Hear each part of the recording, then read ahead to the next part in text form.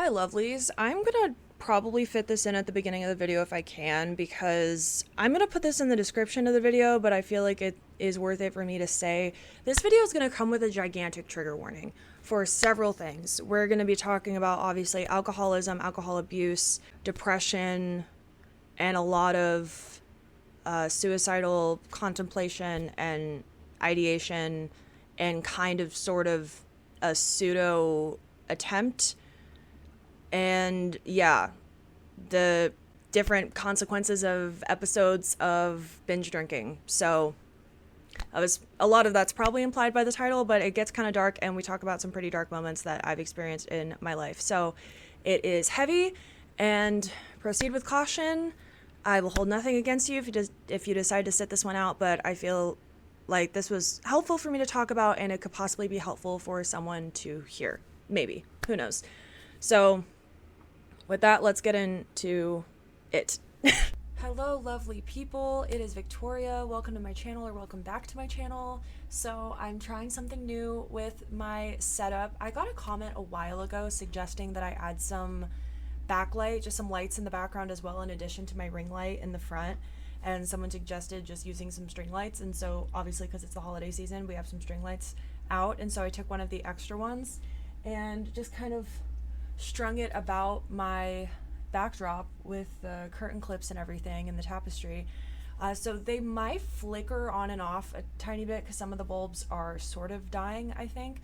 But I really like how it looks. It's super cute, and it's very festive because Christmas is in a week, the day that I'm filming this. But I might just kind of keep this year round and have this be in the background. And it's very, asymmetrical and whatever. So I might adjust it a bit going forward, but we are trying this out for now, and we're going to see how we feel. So I actually finished filming my behemoth of a James Charles video today, and I'm starting another video today because I'm just feeling it. I'm feeling inspired. I'm feeling motivated. I just want to make a bunch of content, and this is going to be a very personal one. This is going to be a personally oriented video and pretty much a story time, and then it's also going to be kind of like an advice information video. So I've mentioned in previous videos that I wanted to do a video called Sips and Tips, talking about like beverages and also just practices that I've been doing that have been helping me stay sober. I am currently, as I'm filming this, I am almost 5 months fully sober from weed and alcohol, and I am just over 7 months sober from alcohol. My last drink was on May 13th, 2025, and my last time using weed was July 21st, right after I turned 26. So I've been wanting to do that video talking about just things that have helped me stay sober, but then I watched Smokey Glow's Storytime today of how I ended up in rehab at 19, and it just also, like, a while ago watching Tana Mojo's video talking about her experience with alcohol. And I've also had on my list for a while talking about basically my testimonial, just like my substance abuse story with alcohol and marijuana, because I have unique relationships with both of those substances. I'm also going to I always have to call attention to it. I'm going to have the glare in my glasses with my ring light. And I normally would take them off, but I'm actually trying to not take off my glasses when I film because I need to protect my eyes. I need to take care of my eyes and the bright light and looking at my screen and everything. Like, I just need to take better care of my eyes. So the glare is going to be there. But also, Smokey Glow, Hannah, when she was making her video, she was crocheting as she was talking, and it reminded me that another video I've had on my list, we're doing like a 3-in-1. We're knocking 3 ideas off the list at once. Another thing I've been wanting to do for forever is finish this shirt that I've been DIYing. I literally have not worked on it in like 2.5 years. The video was going to be called "It's Taken Me Over 2 Years to Sew a Patch Onto a Shirt," because it has, but I think I'm going to do it now. So basically, I have this shirt here. It was just a plain green button up, and then I have these patches all over it, and this was actually another shirt. Both of these I got on Depop. I didn't check the size of this shirt though. It was kind of like a fitted top, and it was very 2000s looking, and I love the pattern of it, but it really didn't fit me at all, and the material like wasn't great to have in a shirt that just like you're fully wearing. Hi, kitty. Yeah, baby. And I wasn't able to return it, and so I just got the idea that I would cut out the flowers and put them all over this shirt because I love the color of this shirt, but it was a little bit plain for me to just wear on its own. I could wear it on its own, but I wanted to jazz it up. So I got the idea to combine the two because that green is pretty much exactly the same as this green, and so I realized it went really well together. So I have sewn patches like all over the back of this shirt and a little bit on the front. Like this side is done. I've did it mostly on the back, and I don't have too many on the front, to be honest. And I am not great at sewing by any means. Like I just realized I have a giant loop on this inside stitch that I need to fix because that is, something's gonna catch on that and completely like tear it open. So I need to fix that. Some of these stitches are like so large, and you can like put your thumb underneath that. Like this is not, it's not well done, but it's been done with heart and soul. Okay, so I only have one patch to go, and I have just completely been stalling at the finish line for like well over 2 years. I think like 2.5 years at this point. And so I've decided, I have my needle and thread. We're gonna see if I can do this any better than I have previously with the other patches, but I have my needle and thread here.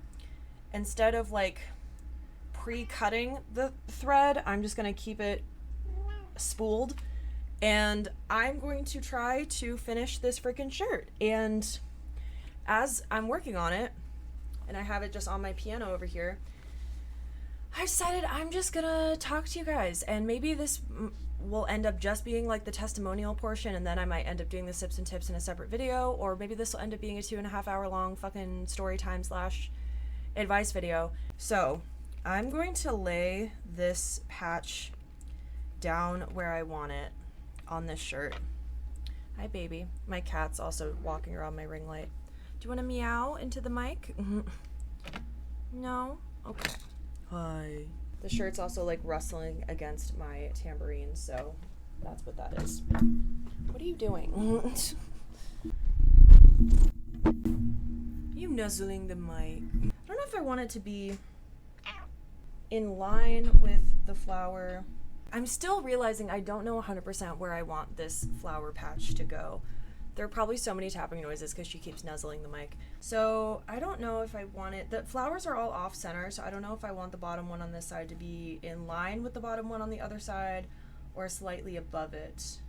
It's kind of hard to show you, but basically we have it like this. I don't know if I want it matching up to here or not. I think I'm just gonna do it. Just freaking do something and stick with it and start sewing and tell this goddamn story. So I feel like this is, well, for context, for those of you that don't know, hi, I'm Victoria. Please consider subscribing to my channel.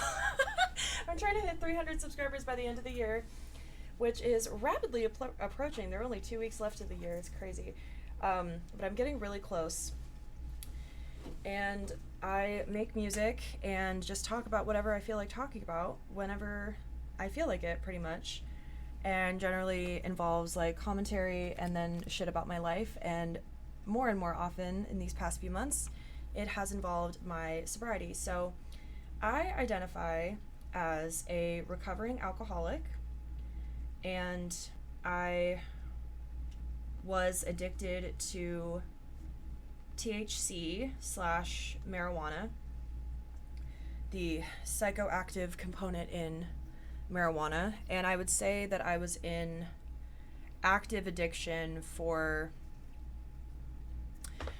it's kind of hard to say with alcohol. It was a problem to some extent for, I feel like 5 years is fair to say. Well, it's kind of hard to define when it became a problem. Like I would say at least 4 years, like 4 to 5 years for alcohol. For weed, it was an issue on and off, and it was something that I was trying to get over and work on for probably about 6 years.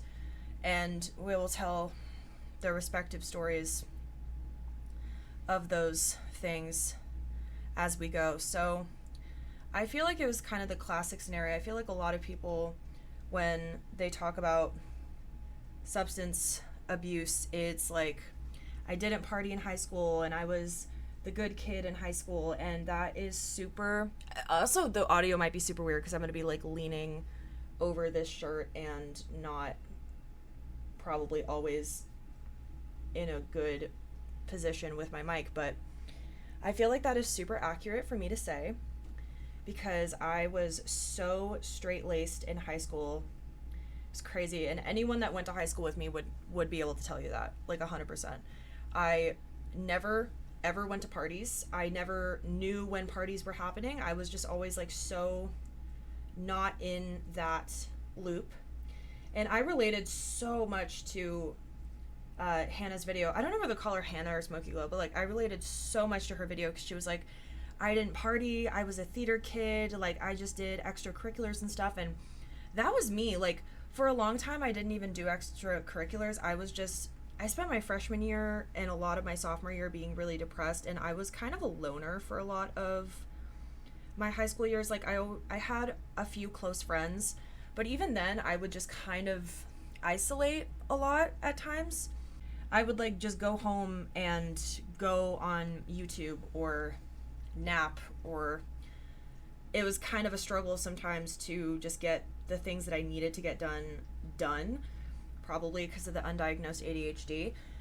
So I just wasn't I wasn't into parties. I never went to parties, like not once. I also, just fun fact, like I never skipped a single class in all of high school. I never ditched. Like I was just a very, very straight-laced person.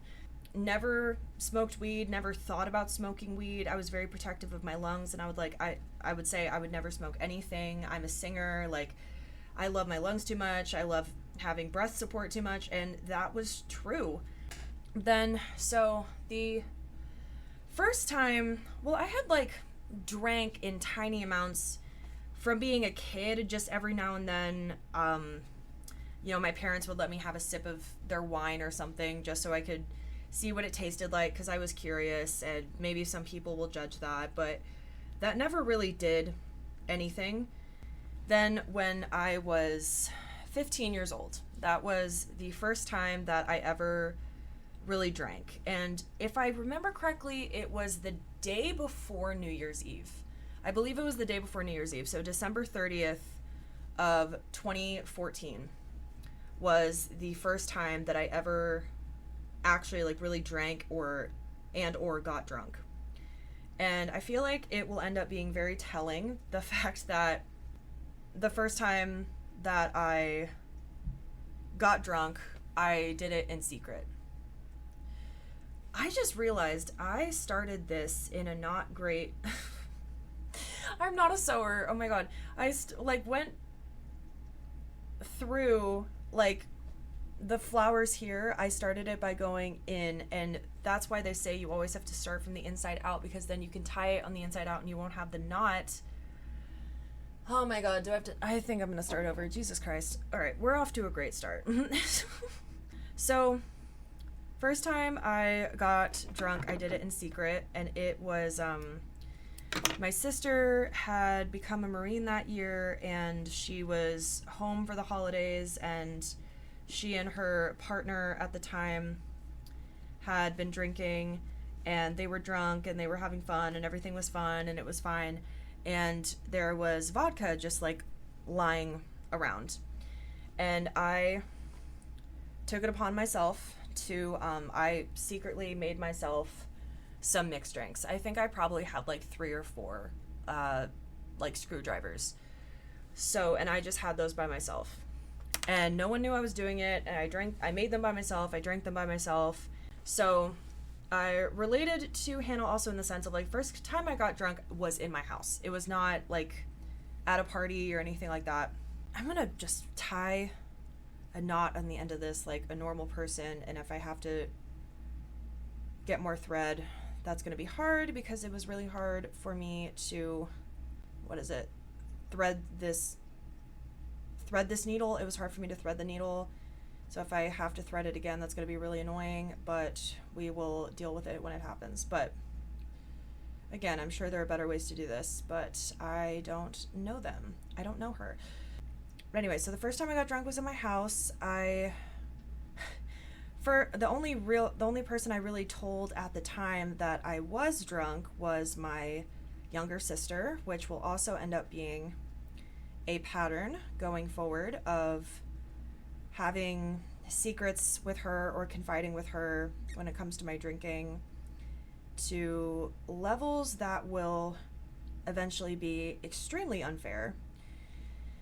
But looking back, that first time of me being drunk, I just remember this sense of freedom, this sense of like being out of my head, not being super critical, not being hyper concerned about what everyone else needs or how everyone else is feeling, and feeling like I can be silly. And I was just like, I was cursing just over and over again. And I was like giggling and just saying fuck over and over again, and just feeling like spacey and just really enjoying it.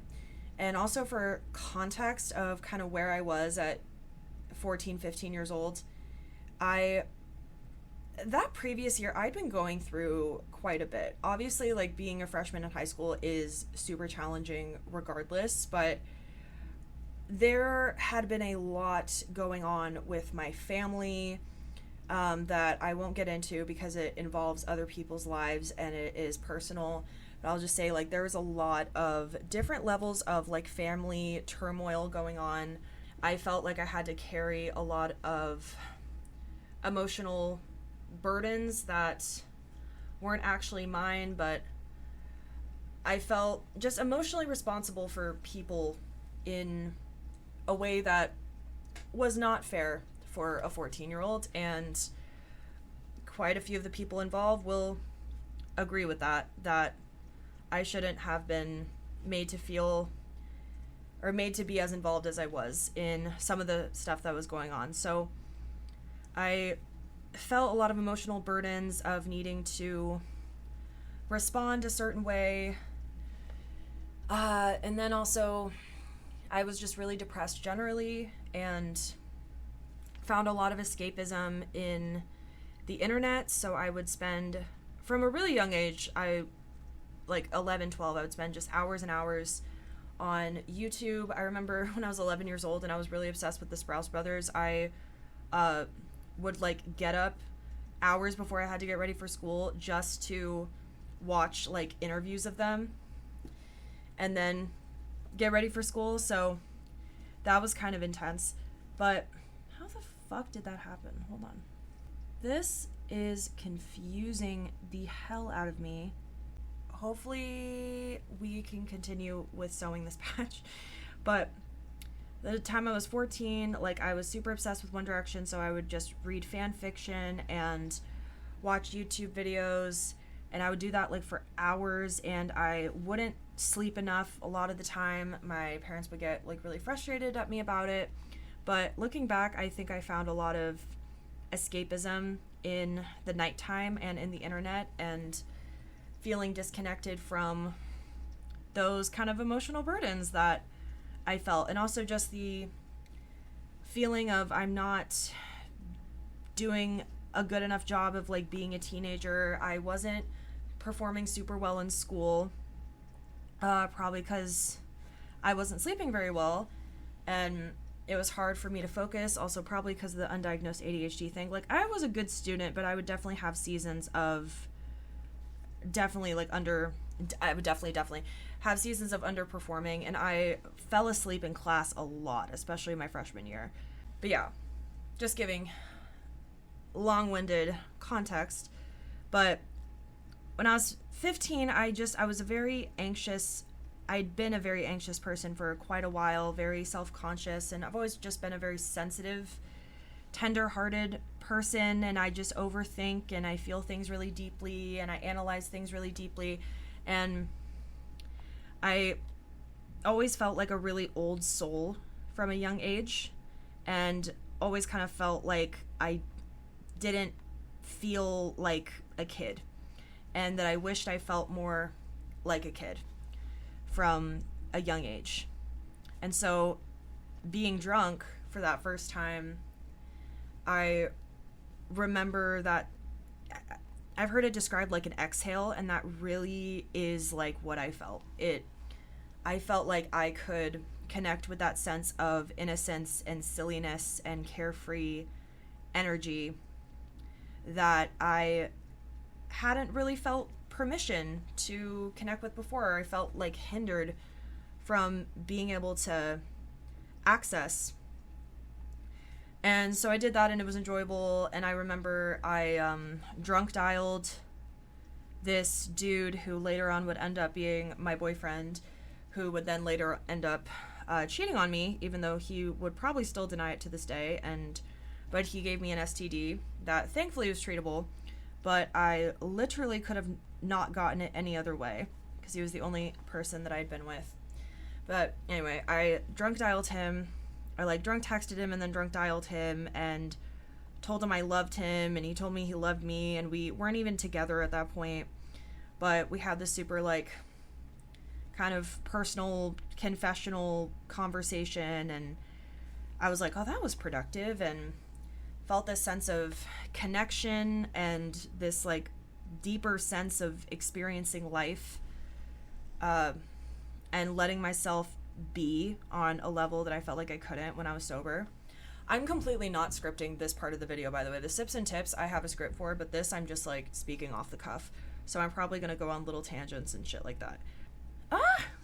The thread fucking broke, or like the thread broke off from the needle. The knot just undid itself.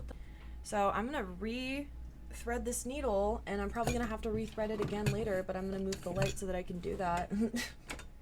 So where was I? So yeah, greater sense of freedom and shit like that. So, but I also really related to Hannah in the sense of, even though I really loved being drunk, I loved that first time being drunk, and it felt like an exhale on a level that I had not been able to previously access. I did not really drink very often after that. I didn't fall into a habit right away. Actually, not for quite a while. There would be like episodes of me, or instances of me drinking, and they were very spread apart and very few and far between. So from what I remember, I didn't actually drink again or get drunk again until about a year and a half later. So I was 16, almost 17 at this point, and I was actively dating said dude that I just mentioned that ended up cheating on me, but I didn't find out until after we broke up, because that's when I found out I was diagnosed with the STD. But the other time I got drunk was also with my family. It was like a family outing, tubing, and I'm from Arizona. For those of y'all that don't know, I'm from southwestern Arizona, and it's super fucking hot and dry the majority of the year. And so a lot of the recreational activities that people can actually bear to do typically involve water to some extent. And something we were doing was tubing on... Please go through. Yes. We were tubing on the Salt River. There we go. Okay, now I just gotta retie it. Don't play with me. Hi, baby. And so, again, it was my family and my sister with her sister-in-law. It was my parents, my two sisters, and my then sister-in-law. And we were just, talking, whatever, and we had a bunch of Smirnoff Ices. And I ended up having, I don't remember how many, but it was probably like a good handful of Smirnoff Ices, maybe like 3 to 4. Are you just going to talk the whole time? Do you want to talk to the people? Probably in a normal situation, that wouldn't have affected me that much. But it was very hot, very sunny, and I wasn't drinking a lot of water. Definitely not enough water. not as much as I should have been. So the Smirnoff Ices ended up hitting me a lot harder than they probably would have in more normal situations.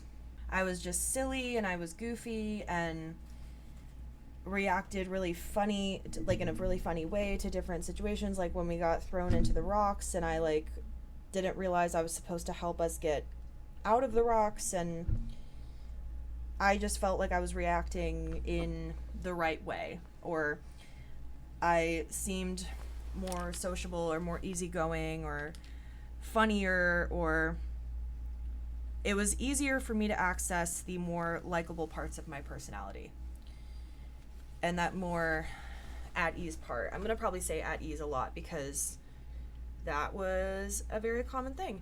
And a kind of core detail of that day and that situation was someone very close to me, a loved one of mine, who when I brought this up years later, they do not remember saying this, and they very much regretted saying it, though they don't remember it. And I know for a fact that they would not stand by it today, and they no longer feel this way. But I remember a family member of mine saying, "I like you better when you're drunk." Yeah, I believe that was actually their exact wording, but yeah, pretty much like you're more enjoyable when you're drunk. And in a way, I couldn't even really be mad at them about it because I always had this kind of innate heaviness of being that felt easier to let go of when I was drunk, even though I'd only been drunk twice. But like, I hadn't put it in those words yet, but I knew that that was the appeal of it to me. And that was the first day and the first time that I had ever puked from alcohol. There was also, it was probably a combination of sun sickness as well. And, you know, the alcohol did not help, I imagine. Why are you so dumb? This thread, I swear to God. I am not a sewer. This is not going well. Now it's stuck. The needle is like not even pulling through this shirt anymore. There we go. Scared me for a second. But yeah, that was the first day that I puked, and I believe I'd made myself throw up because I felt so shitty. And again, I didn't really drink again, but I knew that I liked it. I knew I enjoyed it. And it would still kind of continue the few and far between thing. The next time I drank was just over a year later when I had just started college, and it was my first night in college Storytime that I have on my channel that I posted like a year and a half ago. But it was when I had made a few friends with the people on my dorm floor, and it was like our first full day and night on campus. We hadn't started classes yet. We went to this dry Christian pool party first off to start the night, and that was really cool. And then we wanted to go to some actual college parties. I went to a school that at least at one point was known as a party school, but I guess by the time I went there, they were trying to amend that reputation, and so the parties kept getting shut down. We went to like 3 different parties, and we were getting Ubers to each one, and every single time, like by the time we got there, it had just been shut down. So we were just like walking the streets eventually, and was just like, if they're trying to see if there was a party nearby. Told this, the funny story of the last time we get there and we start cleaning up, even though we hadn't drank anything. And then the cops are outside and they're knocking on the door, and so everyone runs outside, and we run into like behind this backyard, this stretch of desert behind a backyard, and I was dead sober. Like, we had not done anything wrong, the people I was with and we were running from the cops, and we were out in the street, and we were just kind of like, do we get an Uber? Do we still want to go to a party? Do we go home? And this dude who was like in his early 20s, like looked about our age, he was like, you know, where are y'all coming from? What's everyone running from? And we told him what was going on, and he's like, oh, that makes sense. I'm a DJ, but the party ended up getting shut down, so I just have all my stuff in the car, and me and my guys are trying to figure out what to do. And we we're really dumb 18-year-old girls, and we didn't want to pay for another Uber, and this dude offered to give us a ride in his van with his friends, and we were, I think partly we were like, oh, we're in a group. We thought, like, because we're in a group that there was safety in numbers, which, yeah, it's safer than just being by yourself, but, like, that doesn't mean you're automatically safe if you're in a group, especially if you're with a group of guys as well. But we were like, oh, yeah, this is fine. We're in a group, and this guy looks our age, and whatever dumb-ass reasoning we had, but there were some guys there, and we were trying to find a party, but then ultimately there were 2 dudes in the group that were over 21, and so they just ended up buying us alcohol, and then we went back to our campus in our dorm complex area, and we ended up having pretty much a kickback on this, like, balcony thing on the dorm floor, and I had a few vodka mixed drinks as well. It was like vodka Sprites. And I'd also had, I had tried weed at this point. Like, the weed story and the alcohol story are kind of separate, but, like, I had tried weed for the first time that May, and this was August. I think I'd only tried it once before for the very first time when I was hooking up with this dude. And he offered me a hit of his pipe, and I took, like, one single hit, and then I felt a tiny bit spacey, and I really liked it. Oh, that's a lie. This was, like, the 3rd time of me using it, because I'd bought weed off a coworker that July. See, when I try to tell both stories at the same time, it gets a little muddied. I had bought some weed off a coworker that July, like the month earlier.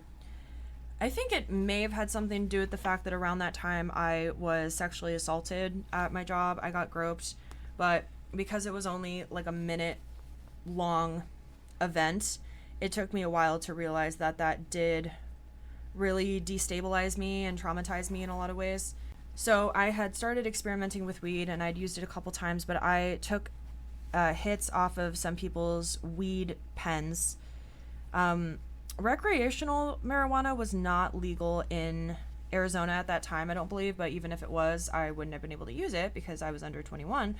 But yeah, I had gotten like a tiny bit crossfaded, and wanted to hook up with this dude, and my roommate hadn't arrived yet, and so I had my room to myself, and I invited him to my room, and we were making out, and then I wanted to get a condom. I also did not enjoy sex yet at this point, but I wanted to try it, and I was like, oh, and I'm buzzed, so this will probably make it more enjoyable, but I couldn't get into the lockbox that had my condoms in it. I think I wanted to lock them up to avoid other people seeing them and I guess making assumptions about me or something, because, like, why would you lock up your condoms?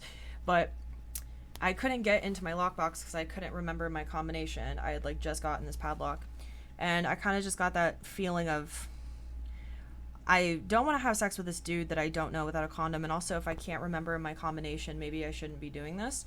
So asked him to leave, and he eventually left. He kind of wanted to still do it. Of course, at first, he wanted to still do it anyway, but I was like, no, I'm not going to do that, and things ended up, like, not happening with that dude. But I had been kind of drunk that time.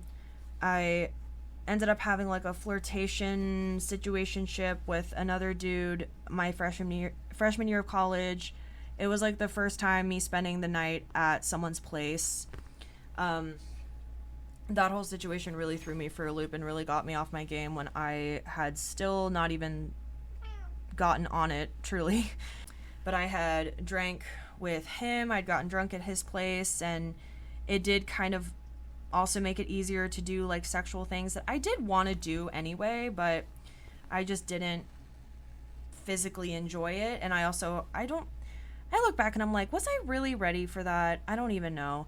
But so it was kind of a few and far between thing. Like, by the time I was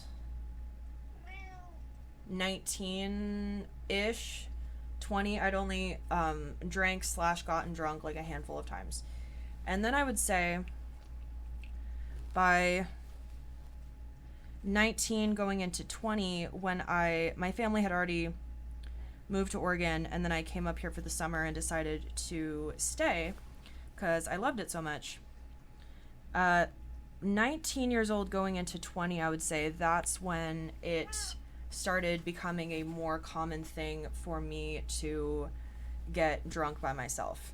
I wouldn't say I wouldn't necessarily say I was in like full closet drinker mode yet, but it was definitely something I did in secret. I also didn't really have a concept for what was safe or responsible for me to be doing. So I would have like straight whiskey, and I wouldn't like use a shot glass. I would just eyeball it, and so I would end up probably having like 3 shots worth of whiskey just straight, and I would just kind of chug it. And I wanted to be drunk for sure, but I didn't have an idea of how what I was doing was going to affect me. And again, my younger sister would just happen to see me during these times, and I wouldn't tell her that I wanted her to keep it a secret, but there was just kind of that expectation. There was one time where the next day she referenced that I had been drunk, and my mom was like, "You were drunk?" And I was like, I didn't want her to know that. And then my sister, she tried to cover for me and was like, "I'm just kidding. She's a child of God." And it was actually really funny.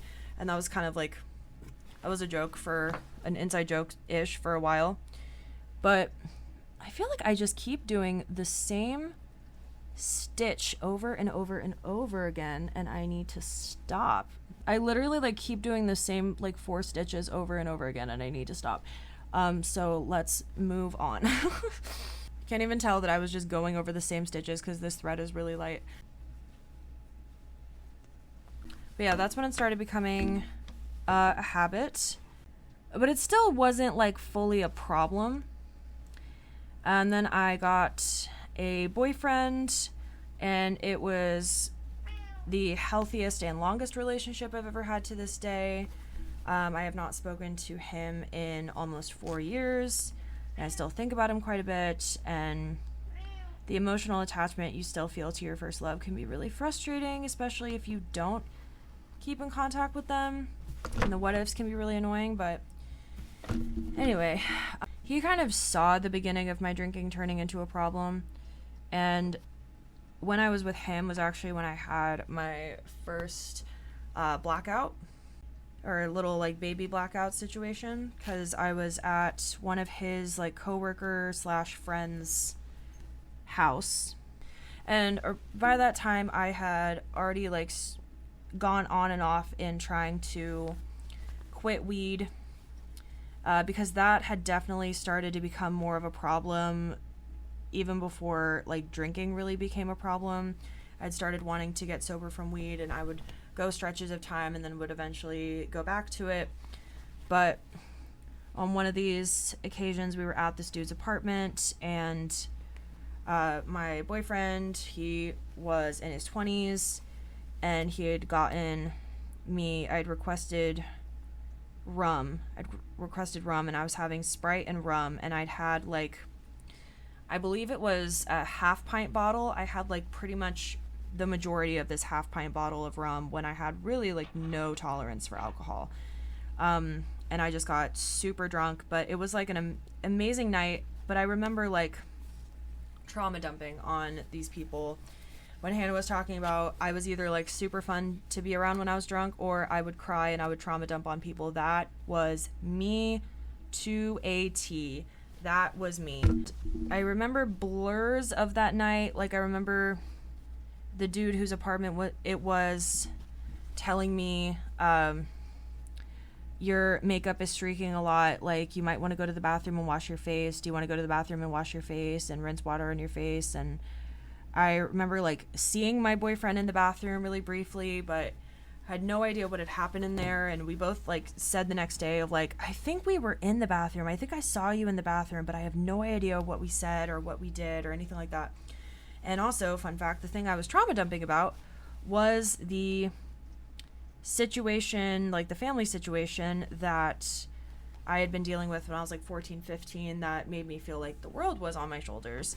And for a long time, a lot of the time, when I would get drunk with basically anyone, that person would usually end up hearing that story. I would usually end up trauma dumping about that specific story and situation. And yeah, I just went really into depth about my parents and how they're really overprotective and how they worry about me, and like history of their relationship and just everything, and the fact that like I had lost a childhood friend from Girl Scouts that I had fallen out of touch with, but she ended up passing away from brain cancer when she was 13, and I felt this guilt and all this stuff, and like, and these people were really, really receptive to it, and it kind of reaffirmed this idea that like alcohol creates connection, and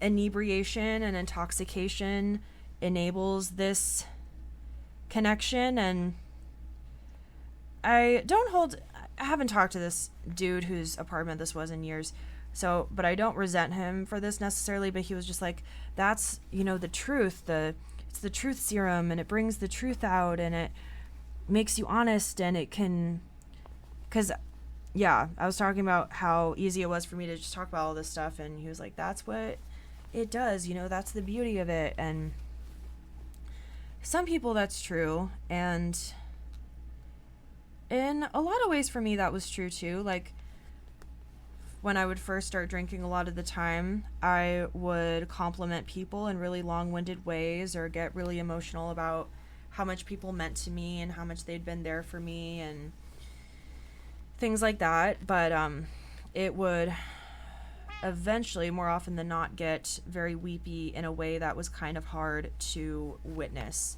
But yeah, that night, I remember a memory from that was us singing I Want to Break Free by Queen at like midnight, and that was a really cool moment. But that was the first instance of me not remembering details of what had happened the night before. And that summer, it continued to be like it's not a super frequent thing, but I like doing it. I enjoy doing it. And that summer, that July, because this situation, my first blackout happened in January of 2020. And then that July, I turned 21. So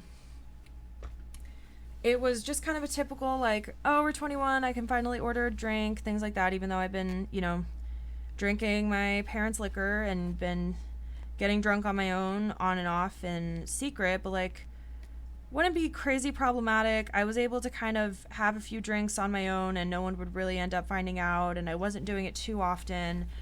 I started getting really depressed, obviously, eventually, like after July, I was getting really depressed. COVID was happening all throughout that year, and we were in quarantine and wasn't going to school on campus anymore and was just spending all my time at home, which in a lot of ways was a privilege, but I also wasn't properly medicated. And I currently have a bipolar 2 diagnosis. My therapist is reassessing that because she's not sure how accurate that is anymore, but I feel like a lot of my behavior at the time could be explained with hypomania. But I had that summer had my little like experimentation with camming and felt like a high from doing that, but then all of a sudden like everything crashed, and that October I was just fucking miserable. Like I was so rattled and anxious and so depressed and just so like, I quoted this line from The Edge of 17, which is a great movie but Nadine in that movie, she is so sad and has a lot of self-hatred as well, and she's like, I had the most horrible thought that I'm gonna have to spend the rest of my life with myself. And I remember quoting that to my mom and being like, it's not that I hate myself, it's just that like existing feels exhausting so much of the time. And yeah, kind of back to that inherent heaviness and exhaustion of being. And that was like late October. Then a key date would soon happen after that. And I still remember it to this day. It was Sunday, November 8th, 2020. And that day was the first day that I could no longer hide how ugly my emotions could get when I drank too much. So it was a Sunday. I didn't have a lot to do. I think I had like an assignment or something to do, but I was like, I'm just gonna drink on my own. I had gotten myself a bottle of Prosecco because sparkling wine was like one of my drinks of choice. Fun fact. But I think I may have even had more than that. I think I may have like made myself a mixed drink, and I ended up having the entire bottle of Prosecco. And I just thought, you know, I will have a little party of one in my room. I will get some work done. It will help the time go by. It'll take the edge off. It'll make it a little more bearable to do some homework, and no one will ever know. And if they do find out, I will just say something funny. It'll just be me being funny. Like, it'll be no harm, no foul. And maybe I might get in trouble, but like, we can bounce back from it. It'll be fine. So I just was drinking in my room.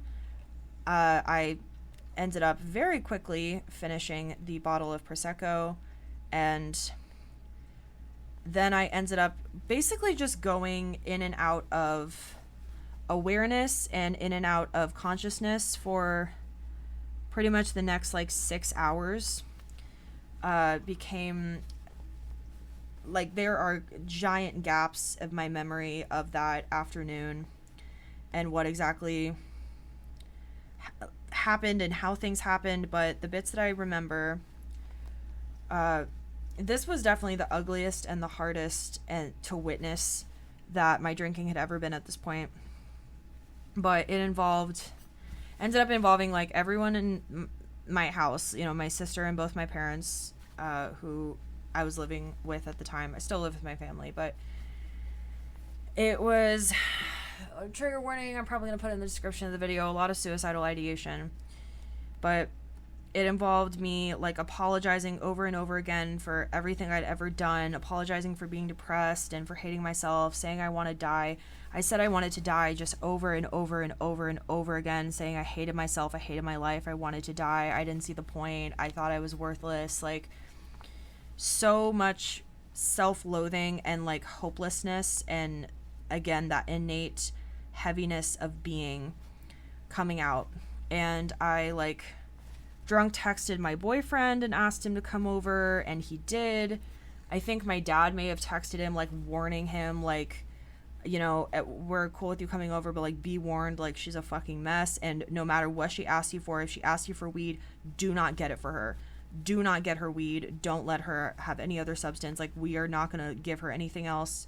We're just going to let her sober up and ride this out, and she cannot have anything else in her brain right now. So no matter how much she begs for it, please just don't get her anything. And if you have to leave in order to, you know, avoid her begging you for stuff, please just leave. Like, he had to give him a debrief. I remember him telling me that.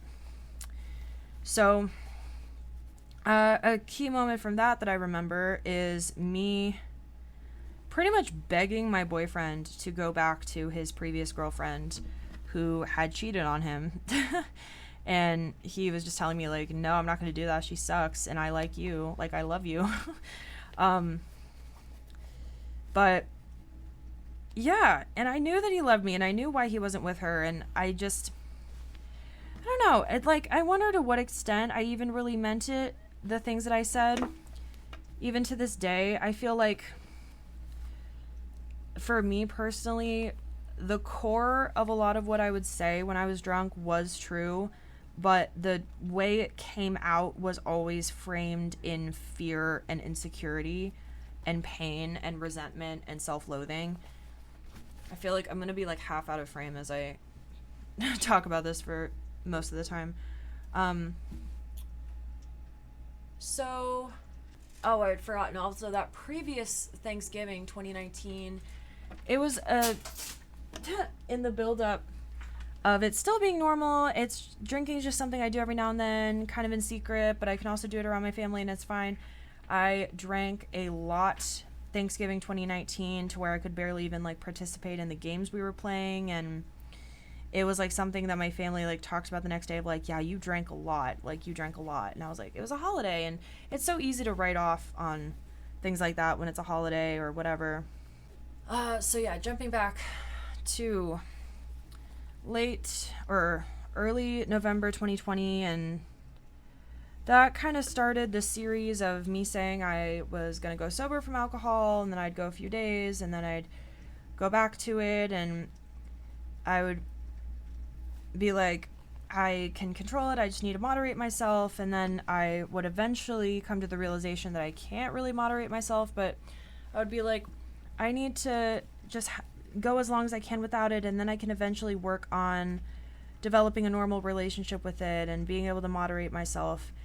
And then I would go back to having basically a 6-pack in one night, and a lot of this was stuff that I didn't pay for. But then it kind of created the justification of, okay, if I buy it myself and I'm not draining anyone else's stuff, then that's fine.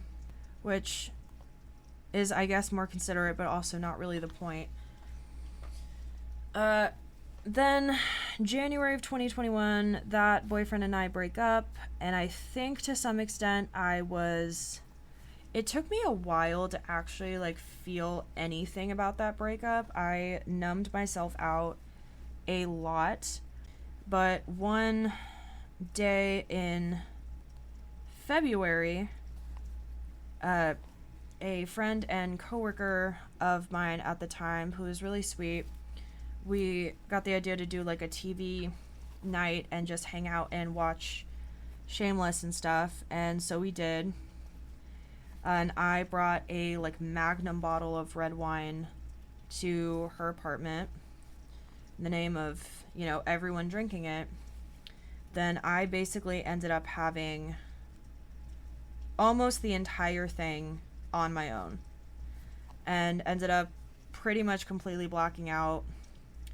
And I think I got an Uber home. I don't think they drove me home, but they may have driven me home. They went home with me to like make sure I got home okay, because they were concerned with like how drunk I was. And I got home back at my house at like 1 a.m. and I like woke up my entire family because I was just yelling, and I wanted to also smoke weed. Like I wanted to get high, and I was like, can someone go get me weed? I really want weed. Do I have my weed? I think I have it. I'm gonna smoke it. And my parents were like fighting me, like, no, you shouldn't be getting high right now. Like, you're already fucked up. Like, what the hell? And I remember a big thing that I was yelling at the time, that also I would say other times as an excuse, but especially on this night that I was saying was, at the time I was 21. I'm 21. I'm just doing what 21-year-olds do. I'm just being 21. Like, this is what I'm supposed to be doing. And I look back and I realize, like, I think because of that heaviness of being and that anxiety and self-consciousness and always kind of feeling like I wasn't doing something right. I wasn't being a teenager the right way. I wasn't being carefree enough for a kid or a teenager or a young adult or whatever, that alcohol, in addition to helping me feel like I could exhale and stuff, it also kind of helped me feel like I was catching up in a weird way. Catching up to the carefreeness, catching up to the fun or whatever that I felt like I'd been missing out on or hadn't really experienced. And what's ironic is that, like, I felt like I hadn't really experienced it because I didn't really go to parties, when throughout college and stuff in my partying days, I still didn't go to parties. Like, that one kickback in freshman year, that was the only, like, the closest thing to a typical party that I ever had gone to. And then everything else was just like family holidays and family gatherings. So I realized later on that I was really attached to this idea of feeling this sense of what I was supposed to be feeling, or like this idea of what I'm supposed to be doing, what I'm supposed to be feeling, how I'm supposed to be experiencing life. And I'd kind of internalized that substances got me closer to that somehow, which try to not minimize that, and that was valid for me at that time. That kind of on and off, I continue that thing of like, I won't drink for a stretch of time, but I go back to it, and then I'll have another problematic situation, and I'm still justifying of like, oh, it's not the fact that I drink, it's just how I do it, it's just the fact that I do it, like, I just, wasn't disciplined enough, I just let myself go, I was upset, and I was just letting myself drink because I was upset. Like, there was always an excuse for how I just fucked up that one time, and it's not indicative of every time that I drink, and it doesn't mean that I shouldn't ever do it again. I would always find an excuse to get back to it. And that kind of continued on, and it was probably not helped by the fact that I also had seasons and stretches of time of trying to get sober from marijuana at the same time, because it was just eating up all my time. I wouldn't get like ugly and weepy and self-loathing and super sad to witness on marijuana the way I would on alcohol, but it was more so a problem in that it was just all I do. I would spend hours a day doing it. And even when I tried to participate in other things in my life, I would just dedicate so much time and money that I didn't actually have to it. So wasn't probably super helpful that a lot of the times that I would be trying to be sober from marijuana, I would end up drinking more, and I would justify it because it's like, well, at least I'm not smoking. And then later on, when I would quit drinking, I would smoke a lot, and I kind of enabled myself being like, well, at least I'm not drinking, and we all know how ugly I get when I drink. So, and harm reduction is a legitimate like method of recovery that has helped me a lot in my recovery, and I'll talk about that when I talk about more how I got sober. The harm reduction route was good for me for a really long time, but there was one instance right after I turned 22. It was, don't remember exactly what day it was, but it was late July of 2021. It was in San Diego. My family and I were on this family vacation. It was like this celebration of life thing, because we were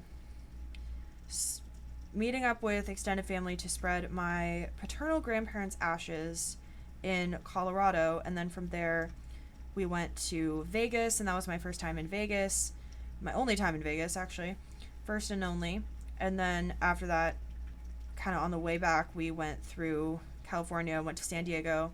My sister was living in San Diego at the time, so we kind of dropped her off, and then we went up to San Francisco, and and then we went home. And kind of all throughout this, my parents were kind of letting me off the hook a little bit when it came to weed and drinking and just everything, and I was just like smoking any chance I got. I literally like had a full setup, like pipe, grinder, everything in front of the Paris Hotel in Vegas, and it was probably like really cringe, but like no one called me out or anything, thankfully. I think Vegas is generally pretty chill when it comes to that, but more so like with people with joints. I don't know how often they see people like straight up with setups with bongs and pipes and shit. Like, I wonder if people are hitting dab rigs on the streets of Vegas, but like maybe they are. I don't even know. But all that to say, I sewed the patch. I did that patch. Ah! Oh my god. I wonder if I should like go over some of these other bits of these patches, because they're like not very good, and a lot of times the stitches are like way wider. But yeah, all that to say, I was in a weird relationship with substances for like a really long time, and including July of 2021, after I turned 22, we were in San Diego, and I had a problem where I was not great at refilling my medication. I'd also just started to be medicated like a few months earlier. I got back on medication. I was medicated when I was a teenager, and then I fell out of it and wasn't seeing my provider and stuff like that, and then I just had started a few months earlier getting prescriptions again. I had also started seeing a counselor just a few months prior, and that was spurred by the fact that I had been robbed at knife point. I told that story on this channel. I don't know if I'm going to include like every time I ever drank, otherwise we would literally be here all night. But so I was experiencing like antidepressant withdrawal because there was a big overlap between my refills, and I was out of state on this vacation. I wasn't able to get my refill, and so I had gone a few days without, and my emotions were just really out of whack. Was kind of in a depressive episode, and that's when I started kind of wondering if I was bipolar or if I had like cyclothymia or something like that. But it was this day I was kind of out of whack, but we were on the beach, and I was like, you know what, it's gonna be a good beach day. And I had a bit to drink, honestly not that much, like maybe a few like White Claws, like very, very mild, especially because we had just been in Vegas and I had been drinking like every meal and everything had been fine. I hadn't had any episodes or anything like that. But I remember just being overcome by this weight, this depression, this dread, this everything. And I actually I don't know if I would call it a suicide attempt, but it was definitely a lot of suicidal ideation. And there was actually an instance where I walked into the ocean and like held my head underwater and actually just kind of just didn't really let myself come up and just wanted to feel myself run out of breath, and was just kind of thinking of like, what if this is it, and like, should I let this be it, and like a lot of suicidal contemplation, ideation, all that stuff. And I'd gone out rather far, and eventually the lifeguard, like I didn't like straight up purposefully alert, but the lifeguard like got alarmed, and she like clocked my shit, and she came out and got me and was like, are you okay, like let's go over here. And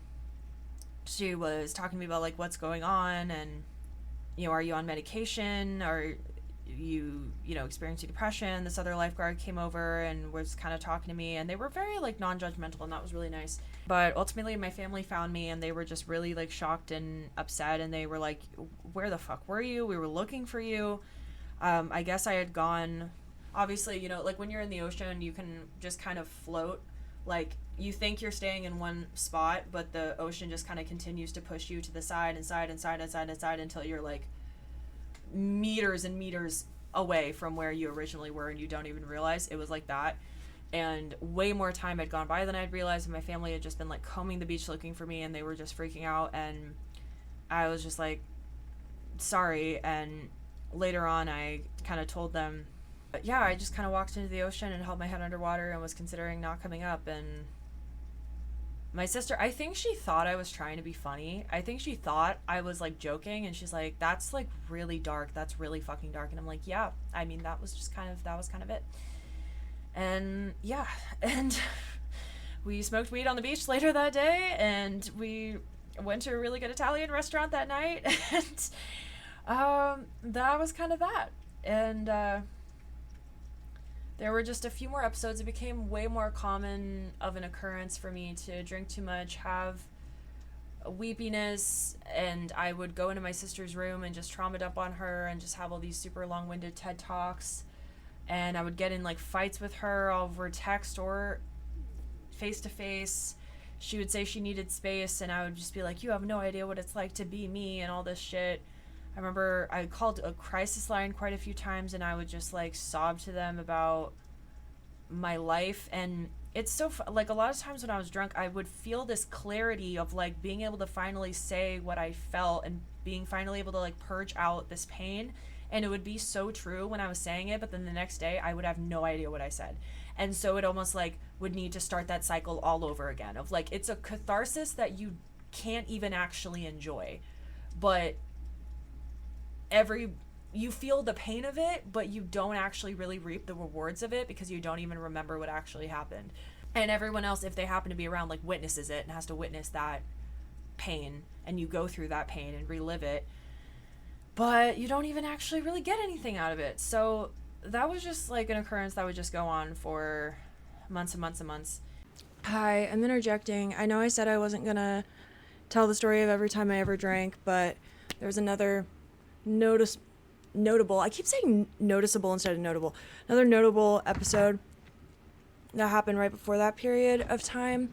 It was like November of 2021, and another one of those times that I ended up drinking way more than I thought I did. It was pretty much like a bottle of wine plus a bunch of vodka, and I mentioned this in a comment of a video. Kiki Chanel did this video on Tara's World and how she was like pretending to be drunk and all these different times, and one of the things she did was like pretend that she had this really bad fight with a family member, and I mentioned in this comment that ended up getting like a lot of likes, and that was cool, but whatever. That a kind of low point for me was I had gotten really crazy drunk, and I had basically gotten in almost like a screaming match with my dad, like a really bad fight where I was like pissing him off and he was telling me to get out of his face, and I just didn't, and I was telling him to hit me and saying that if he hit me I would call the cops on him, and telling him all the stuff that I like resented him for, and I was just like completely blacked out at this point. That was the same night that I fell down my stairs. I think I was like on my stomach. I was like in the hallway. I was just kind of like sprawled out in the hallway at one point and started to fall and just let myself fall down the stairs, and I just like completely fell down a flight of stairs. I don't know if it started from me standing. I'm pretty sure I was already laying down, and that probably was why the damage wasn't as bad as it could have been. But yeah, I could have like broken my neck or something, and I was just like laughing about it, like, yeah. And that was kind of one of the first incidents where I woke up with bruises the next day and couldn't really remember where the bruises came from. And that started happening a lot over the next couple of years. And sometimes I would mention those episodes in videos that I've made since I started making videos again in like January of 2024. And I would sometimes talk about those episodes. I remember one video I was like, I feel this bruise on my heel, like the heel of my foot. I don't know how I bruised my heel, but I did. Or yeah, just like my legs, my arms, just I would wake up with this soreness that I didn't understand. Or remember I like made a cup of tea and I set the tea on the floor in the hallway, and then it was still there like the next day, and I just had left it there. Or not in November 2021, but like one time I like fell against my wall and then kind of like fell to the floor and then took this poster off my wall because I was like dragging my body against it. Just little details that stick out, but wanted to mention that day in particular because that was one of the times where I fell and started noticing bruises and got in probably one of the worst altercations with a family member that I had like throughout my whole saga. But yeah, back to the story. Then January of 2022, my sister at the time was engaged. She had been married and then divorced, and then she was engaged. This is just what was happening. So she was engaged to her partner at the time, and she was talking about wanting to go back to Vegas for her bachelorette party, and had the idea that she didn't want it to really be a party type thing or a lot of drinking. She just wanted it to be kind of relaxing and like go to spas and hang out by the pool and things like that. And I had kind of heard through my mom kind of confided in me that like my sister was saying she wasn't sure if she wanted to invite me because she didn't know if she could trust me to not drink to excess in Vegas. I got like kind of defensive, not to her, but I was just kind of bothered by that, even though like I knew it was a very valid thing to be concerned about. And I remember even getting defensive to my mom, being like offended because my sister had an episode where she basically got alcohol poisoning when we were in Vegas, and she got super sick, and I was totally fine and I was there for her, and like I didn't have a situation like that. And so it's like it's, you know, hypocritical of her to be concerned about me drinking to excess when she's the one that got sick this one time, and just being very defensive, very, very, very defensive. And I remember posting on Reddit, because I was such a Reddit addict at the time, posting on Reddit about the situation and being like, I've had a handful of blackouts, and I kind of have a drinking problem, but like it's not a major thing. I've just had a few blackouts, and every now and then I'll drink too much and I'll black out and I'll do things I regret, but like it's fine. And that was the first time that I'd really spoken about it outside of my inner circle. Obviously it was anonymous, but that kind of gave me a reality check, because I got so pretty much every response I got on that, and I got quite a few, was like, you have a problem. You have a problem. It is not like, a lot of people can go pretty much their entire lives without ever really blacking out. Like, a blackout is not like a super universally common experience. So the fact that you have blacked out multiple times in a year and you're 22 is very, very, very concerning. Hi, I keep adding things in because I somehow totally forgot to mention, also to my sister's credit, I was very defensive about the request at the time, but I'm pretty much positive that by this point I had gotten into a really bad habit of, I've mentioned this before, making these Instagram stories when I was deliriously drunk, and I would just go on for minutes on end, just impromptu, like, again, the suicidal ideation, like feeling like I'm worthless, wondering if anyone would care if I was gone, like crying, and it was just really disturbing. And by this point that had been a habit, and my sister had seen a lot of that and actually like kind of gave me an ultimatum of, if you post anything about wanting to kill yourself, like I will call an ambulance to your house, because this is very serious. I don't fuck around with this. So she had seen how, like, to an extent, how bad it was for me. So, but my very simplistic defensive mind at the time was like, she got sick this one time and I didn't, so she's a hypocrite for being concerned about me. But I look back and I was like, she had a lot of reasons to be concerned about me. So I just wanted to add that in, because that's also a pretty quintessential part of my story. And I'm filming this on these addendums on New Year's Day, by the way, and I think I'm gonna make a happier video. I will eventually post my part 2 James Charles video, but I want to make a video that's a little bit lighter and has better vibes as a bit of a palate cleanser for this. But again, this is important for me to make. So back to the story. And that kind of put things in perspective for me a little bit. Then a few months later, I had this other situationship with this really fucking toxic dude that I was considering I might make a story time about it, just because I feel like there is something to be gleaned from it. I'm not trying to make myself the victim of it, but also to kind of just memorialize that situation and get it out, because I kind of avoid talking about it, even like in therapy and stuff. And I don't really ruminate on it, but I don't know. I just feel like it would be beneficial for me to talk about it.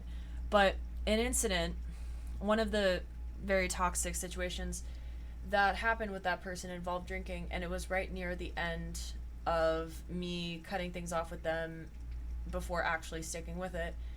And I had kind of started to accept that I probably had a problem, and was kind of trying to moderate myself a little bit. And this person invited me out to go drinking. And at first I said no. I was like, it's not really a good idea for me to be drinking. I kind of have a bit of a drinking problem. Like, I don't know if you want to see me when I'm drunk. And they actually persisted instead of taking my no for an answer. And they were like, are you sure? Like, it'll be really fun, and I really want to buy you a drink, and I really want to see you, and I promise it'll be lighthearted, and blah, blah, blah. And so I relented, and I like lied to my parents about who I was with, because at this point they were so fucking sick of hearing me talk about this person and all of the bullshit that was going on with me and them, even though I literally only like knew them for a total of like 2 months. Just so much fuckery happened in 2 months. It was crazy. But went out with them. We had a bunch of drinks, and eventually got in this fight in the street over some shit that had gone kind of unresolved, and a question that I wanted answered. But also, when you're super drunk with a fucking narcissistic, toxic person, like, that's also not a great ingredient to the situation. So I asked him, I got, kind of brave and felt comfortable asking things that I would normally ask, like alcohol does to you, and asked this thing about you know, you said that you would come over to my house, but then you ended up hanging out with this girl. Like, do you remember that you said that, and why did you end up hanging out with her, and did you just forget you said you were going to hang out with me that day, and then you made plans with her, and he got really defensive, and it was one of those, I forget everything that I said, but it was one of those things of, like, you're just trying to, like, yell to be heard over the person, but they keep interrupting you, and you just have so much to say, and your face is hot, and you don't even know how to, like, contain everything that you're trying to say, but it's, like, falling on deaf ears. It's just that, like, helpless feeling, and being drunk is, like, horrible. And he was, like, blaming me entirely for the argument, but then he ended up leaving me in the street at, like, 1 a.m, super, super drunk, because he was mad, and he just, like, left, and I remember trying to run after him. I actually lost my glasses that night. I'm pretty sure I left them in the street because I was just super drunk. But yeah, he, like, left me. I looked up and he was gone, and he left me because he was mad. I was, like, running after him at one point, but I lost him. I texted him asking, like, can we get a ride home? Like, where are you? And he was giving me shit, and so I was like, okay, fine, I'll just call an Uber. And so I, like, sat down on this street corner, and I think that's where I set my glasses down and probably lost them. But I ordered an Uber and finally got in the Uber. And this is how a trademark sign of a narcissist, hallmark sign, is they will, you want to make peace, and they will deny, like, deprive you of making peace as long as things are on their terms. And the second that you're like, okay, I found a ride, the second I was like, okay, I found a ride home, I'm in an Uber now, that's when he was like, wait, come back, I can drive you home. Wait, come back, I can drive you home. Like, first of all, you should not have been fucking driving home. But I don't know what his offer was. But he's like, I swear I'm good to drive. I can drive you home. And I was just mad. I'm sorry. I'll come back. I'm looking for you. Where are you? The second that I was literally in the Uber going home. And I'm like, bitch, I'm going home. Like, shut the fuck up. I'm done. And then the next day was one of our last fights. And then he was like, okay, so I've decided that we are never drinking together again. As if this was, like, his brilliant idea when I originally said I didn't want to go drinking with him, which ultimately that is my responsibility. It is my responsibility to not get myself involved in situations like that I know I can't handle, and to put my foot down, even if someone is pressuring me, because I was an adult at that point. But also, like, if someone's saying they don't want to go drinking, maybe just take no for a fucking answer, you know? It goes both ways. But that video today, or this video today, is not about that situation and that person, but I might do a full walkthrough of how that just completely fucked my shit up at a moment's notice. So that happened, and then I was under the impression for a few years. Yeah, this is basically going to be my alcohol testimony in this video, because this is already super long. And then I will eventually get to the sips and tips. And then I'll probably end up doing a separate, I might end up doing a separate weed story time. But there actually is kind of not as much to say when it comes to weed, I don't think, but that's probably going to end up being a lie, because I also had, like, pretty much a psychotic episode on weed. That was back in 2019. So yeah, I think the weed story is going to be its own video. For the next few years, I was kind of under the impression, like, okay, I worked through most of my trauma, I worked through my issues, and I can kind of trust myself to stick to a certain amount, and maybe I'll go a tiny bit over, but I'm not going to endanger myself. And then 2024, fall of 2024, so yeah, last fall, I had a season of being sober off of weed and not smoking weed anymore, and I just really, really leaned into drinking at that point. Also, another thing I would do is I would, like, spam text my best friend who lives in Arizona, and I would just send her these, like, emotional walls of text and bombard her, and just put a lot of baggage on her, and I was afraid that I would completely alienate her and drive her away at certain points, but thankfully I never did. I started doing that a lot more often. I also had a situation with my car where when I got my car, something about the obligation of having a car made me want to use a lot more, and really soon after that, that's when I relapsed back on weed after being off of it for 6 weeks, like exactly 6 weeks. I was like, this is the longest I've gone in forever, so let me do it now. So I went from 6 weeks to now I'm at almost 5 months. So fuck yeah. That's when it got really bad with my drinking. I think the situation with my car, I got really fucked over. I signed this contract. They had me sign a shitty contract. I had to sign another contract, and I got a worse deal for this one. And there was just so much bullshit, and it was so irritating. It was the biggest headache for like 2 weeks. And I was afraid I was going to lose my car and just all this shit. And I just really took anything as an excuse to drink. And that's when I really started day drinking. And I would be under this illusion, this lie that I could control it. And, you know, I'll just have a few and I'll give myself a few hours to sober up. And then I can go to work and be in at work at 4 or whatever. And I remember this one day in particular, I had already entered this recovery program that I'm still currently in now, but I'd already entered it, but things really got worse before they got better after I'd entered it. I might model this shirt that I sewed at the end too. I can try finally wearing it and we can see how it looks. But this one particular day, it was literally just a Tuesday. It was just a Tuesday. My sister had been sick. I took her to urgent care early that morning. I had a job interview. But I ended up not wanting the job anymore because the pay was way worse than they advertised, and was dealing with the car bullshit situation. And I remember I was like, at about noon, I was like, I'll just have one drink. And then over one drink then became 5 over the course of like 2 hours. And then I remember setting an alarm for me to get ready for work later, but then I just passed out and like straight up passed out and slept through that alarm and ended up being late for work. And I was still buzzed as I was driving myself to work, and I realized like I should not be driving. The number of times that I drank and drove when I was not sober is shameful, and that is something I am not proud of. That's also something I want to be honest about, because it speaks to the extent of the problem that it was for me and the way that it would cloud my judgment.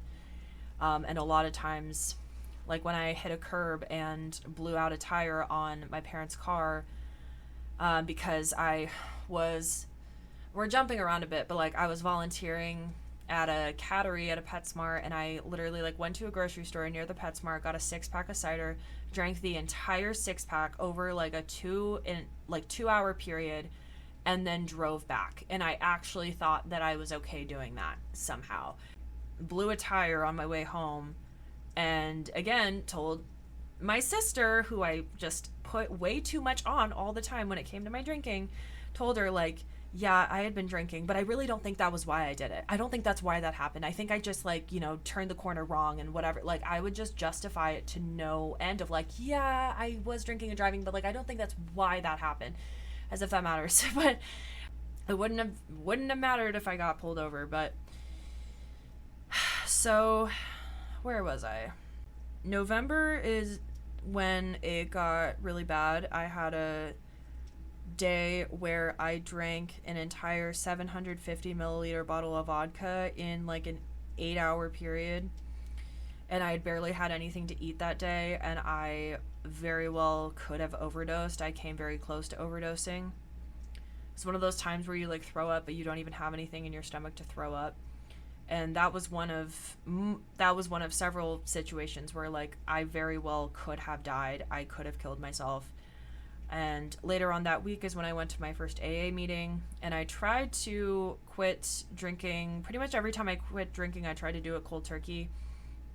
Then later on found out from my recovery counselor that with the amount that I was drinking at that point, it was actually very dangerous for me to be doing that. And she literally was like, if I find out you're doing cold turkey, I'm going to come over and beat your ass, because that is so insanely dangerous.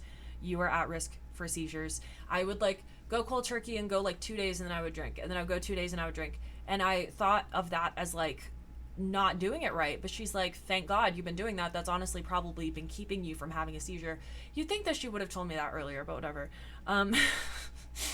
So then I found that out, and that to me, when she told me, you cannot quit cold turkey, we're going to get you on a medication eventually, and it took me a really long time to actually get the prescription for the medication, but She's like, we're going to get you on a med, but in the meantime, do not go cold turkey because you are at risk for very dangerous, like life-threatening withdrawal. You are at risk for seizures if you go cold turkey for too long.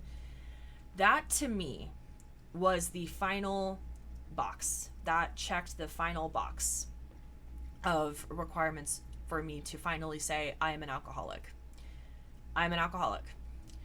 Because everything else had gotten to that point of, like, problems with social life and family and personal relationships, problems with school, problems with work, drinking more than you intend, having cravings for alcohol, doing reckless behaviors, not remembering things the next day, doing things that you regret, hiding it, having it be a secret. And then the last thing was the physical dependence and the physical addiction. And that was when I was like, I literally check every single fucking box. So, yeah. That's when I realized at 25 years old. Might as well just finish the rest of the story here. And then later on, like a month after that, I had gone back to drinking because I was trying to like moderate it because I knew it was dangerous for me to fully stop. And so then I played the dangerous game of I'll just give myself a tiny bottle for that day so I don't go overboard. My parents had gotten me a stay at a hotel as a Christmas present because my dog, who has since passed away, she was chronically ill and she woke me up like every 3 hours and I just was not getting very good sleep. And that also was probably a very contributing stress factor, that I wasn't getting proper rest for a really long period of time. But they got me this stay in a hotel, and I asked them to get me a mini bottle of vodka, like a very small amount, so that I could still have some. And I'd already had a few drinks at this hotel that I was at, and they were like, okay, we'll go get you the vodka. And they ended up getting me a handle of vodka, and I don't blame them at all for this. And they bought me a handle, and I think they were like, it was just such better value, and the mini bottles were just way more expensive by comparison, and so, like, you know, you can handle this, right? And I'm like, yeah, I can handle. I was like, yeah, I can handle this. That's fine. And I didn't. Now I just remember that night, I think a family friend of ours who's also since passed away, was there as well. And I remember seeing him, and that was really cool.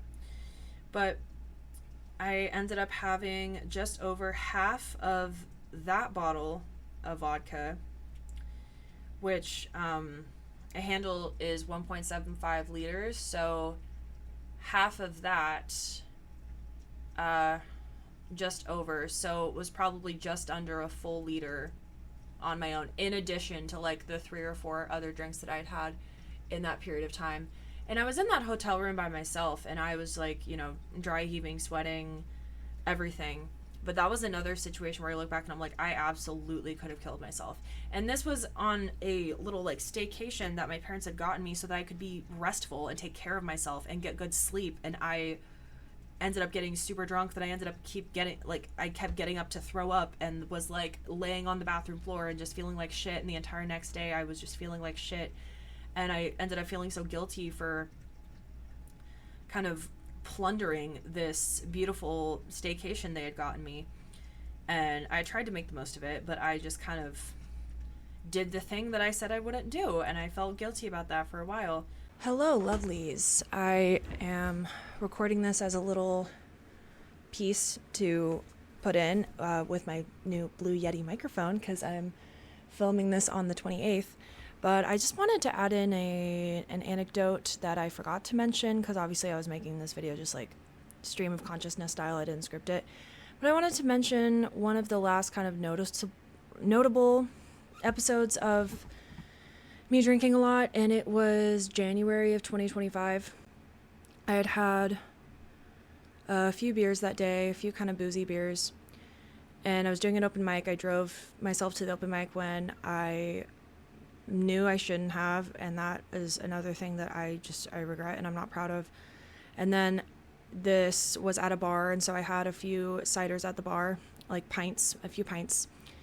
And my family was there, my mom and my sisters and stuff, and they were watching me perform. And I'd kind of gotten into this thing of this mimosa with NA sparkling wine, by the way.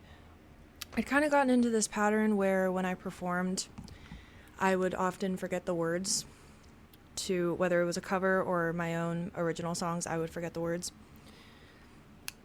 I want to get better about wearing my glasses when I film, but the glare really does annoy me. And that happened. I posted pretty much all of the open mic performances that I did, except for a few, but that's probably on there as from this past January, but I put most of them on my channel. I don't really go back and watch them too often, though, to be honest. But I did that, ended up being driven home by my mom because I was too drunk to drive. I was 6 drinks in at that point. And I actually thought about it for a second, which just shows how fucking insane I was. But I was like, yeah, I should not drive. And then I had to go pick up my car the next day. But then once I got home, I had even more drinks. I had more mixed drinks. And actually, a pattern that I had that would often happen is even when I was pretty much blacked out, like very, very drunk, I would still always want to go back and get more, and my mom would have to like intercept me as I was trying to go get more vodka, and I would, you know, kind of try to debate and say that I was fine. And she ended up taking this video of me that she showed me the next day, and I didn't want to watch it because it was just kind of hard to watch, and I was sort of embarrassed. But honestly, looking back especially, I feel like it was a very valid crash out that I had, because a lot of it involved, I think a big trigger for me was having a really ill dog. My dog, who's since passed away, her name was Coconut. She was my baby. She was my baby. Oh, she was my baby. She was a family dog, but like everyone in my family will tell you that I tended to take the most responsibility for her, and I carried the most emotional baggage with being, like I did most of the emotional labor with her, and also just did a lot of like the day-to-day taking care of her. And she was diabetic, and she always had to sleep with me, but she would wake me up every 2 to 3 hours for months and months and months on end. I never really got decent sleep for a really long time, and I think that contributed to things more than I even realized, because like I just kind of realized one day I was like, this is not normal.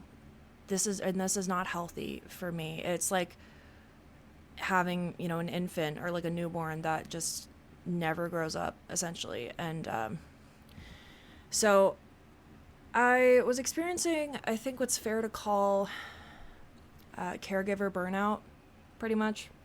At that point, I think that was a big trigger for me.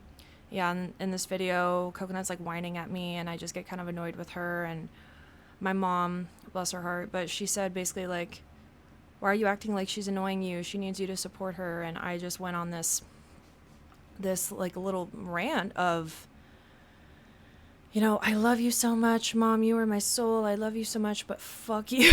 Like, fuck off with that. Like, fuck off with that.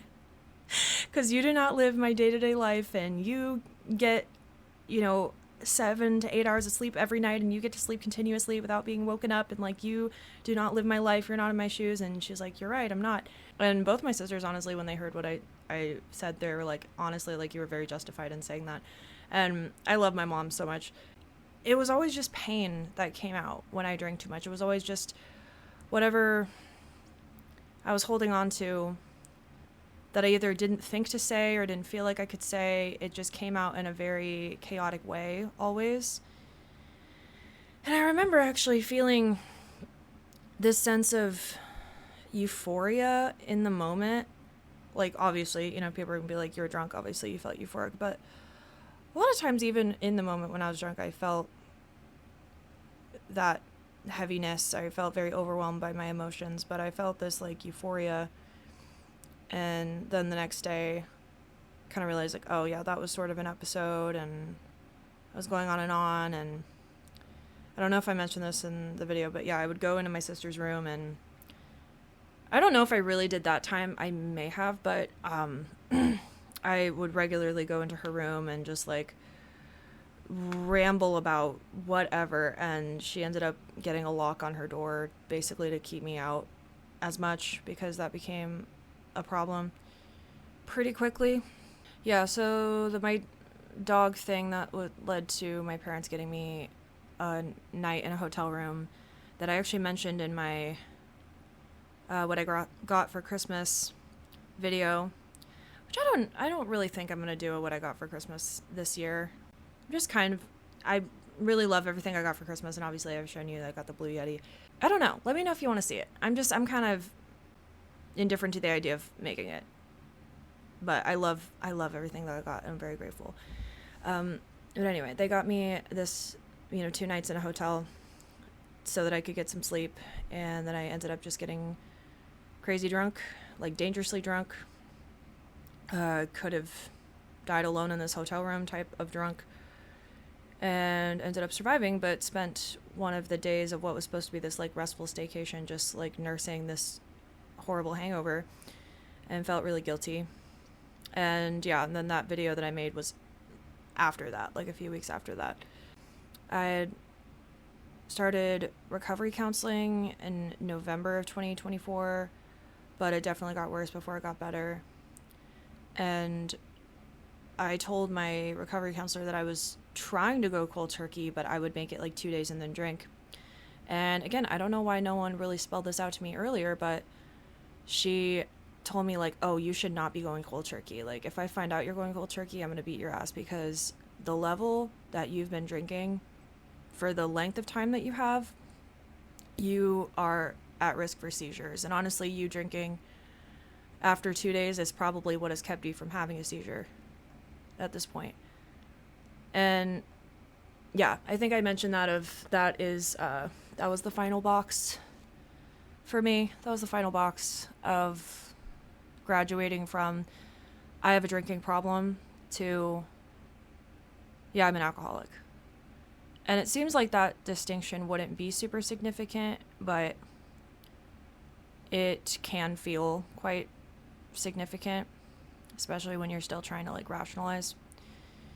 Because I noticed I was still trying to rationalize to some extent. Like the day I just talked about in January, when I was telling the story, I specifically said like I had 3 drinks, and then I had 3 drinks, and then I had 3 drinks. And she's like, it's interesting that you split them up like that rather than, and I was like, yeah, because it's easier than saying I had 9 drinks in a day, which is what happened.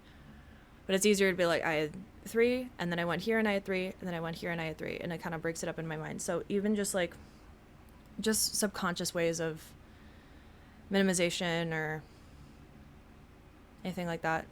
I think that's about all I wanted to add to this, but as of making this video, I have officially made it through a birthday, Thanksgiving, and Christmas without drinking. And I'm really fucking proud of that. I got really close to drinking on Christmas, but I just held on to the idea of how proud I was going to be of myself the next day. I made a rum cake and had a tiny bit of the batter just because I'm a baker and I wanted to have my cake batter. I wanted to have a little bit of my cake batter, and it was so good. And I didn't taste any of the rum in there, weirdly enough. And we have decided that does not count. And you can have opinions about that, I guess, but I don't count that. Like a few fingers of cake batter, I don't think that that's significant enough to undo what I've done. So I'm about to get through New Year's. I have an idea that I really would like to go out for New Year's Eve and wear this sparkly dress that I wore for my Fate of Ophelia full showgirl version cover that I did a few weeks ago. And I would like to go out because I haven't been to a club or anything since I've been sober, actually since last New Year's. And I like the idea of just wearing a pretty dress and being out in the world and being young on New Year's Eve and just celebrating life and dancing, because I love to dance. I love to dance in the club, and knowing that I don't have to drink in order to do that. I would like to not do it alone, though, for safety reasons and also for trigger reasons. I definitely, I have gone out by myself when I was drinking before, multiple times, and that was something my older sister was not a big fan of me doing, but that is pretty much all I wanted to add. I am really liking my new microphone. I'm going to experiment with the different settings on it because it can like pick up different areas of the room depending on the setting, and I definitely plan on playing around with that. But I think that's about it, and I am probably going to tack this on to the end of the video, or I might put it in when I get to that part in the timeline. I don't know. Also, I've had this cut on the corner of my mouth for like a month and a half, and it's really fucking annoying. So, hope you enjoyed. I appreciate you. I think that's all. Then it ultimately kind of wraps up with me finally getting on naltrexone in May of this year.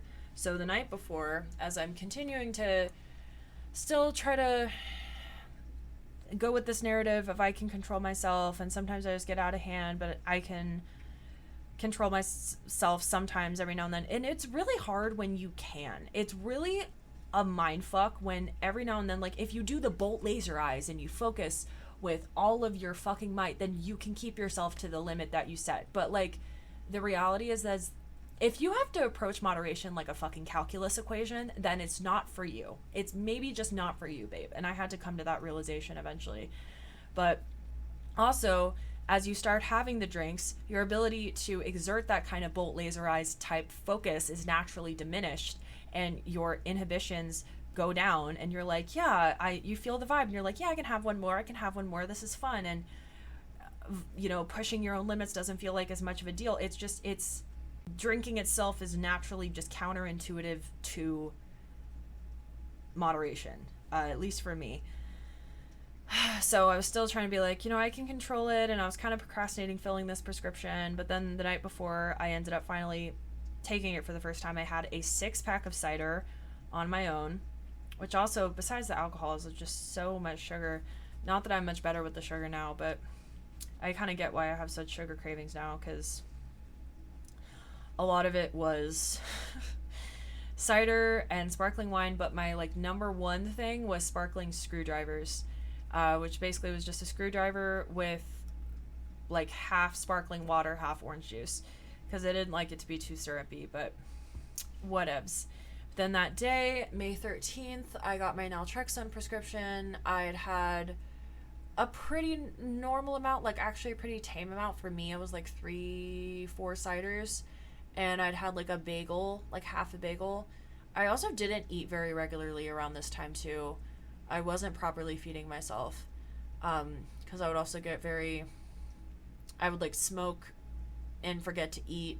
I would drink and forget to eat. But I had this amount, drove home when I probably shouldn't have. I did that several times, more often than I should have. Then I remember trying to work from home and get some stuff done with my work from home job that I used to have, working for a family member. And I remember it just hit me like a fucking truck. Like, I remember like just being like drawn to the floor and just unable to really sit up or stand up or focus on anything, and like felt so sedated and also so nauseous. I ended up throwing up, I think, twice that day. But yeah, if y'all have seen the movie Hustlers, and that scene where they're making the drug cocktail and they kind of mix up the ketamine and MDMA and they take a tiny bit on their finger and they like lick it, and then the next shot cuts to them on the floor completely zonked out. That was me that day. And I was like, did I really just drink too much, or is that what the fuck happened? Again, I wish someone had properly prepped me about what happens when you drink on that med, or what could happen.